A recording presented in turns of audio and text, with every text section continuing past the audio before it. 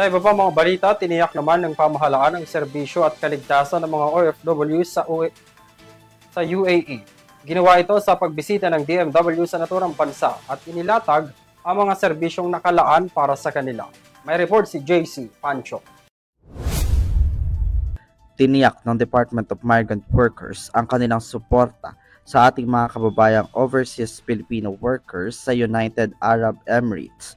Pinangunahan ni Migrant Workers Secretary Hans Leo Kakdak ang dialogo kasama ang Filipino community sa Dubai.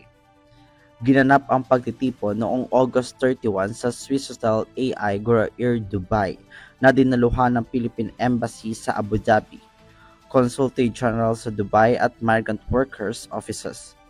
Ibinahagi ng mga leader at manggagawang Pilipino ang kanilang mga hinaing kabilang ang problema sa Online Contract Verification System o OCVS, mga kaso na kinukumpiskang pasaporte at kontrata ng ilang domestic workers at panawagang manatili ang Know Your Employer, safeguard para sa transparency at protection.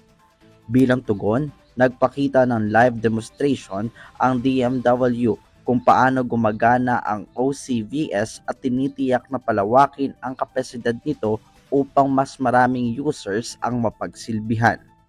Ipinangako ng DMW at ng ating mga diplomatic posts ang pagpapatuloy ng reforma at serbisyong tunay na ramdam ng mga OFW kaakibat ng adhikain ng bagong Pilipinas sa magbigay ng red carpet, hindi red tape na serbisyo para sa mga Pilipino abroad. Mananatili pa rin ang KYC requirements upang mapanatili ang pananagutan at proteksyon sa mga manggagawang Pilipino. Para sa EuroTV News, JC Pancho, sumasaludo sa bawat Pilipino.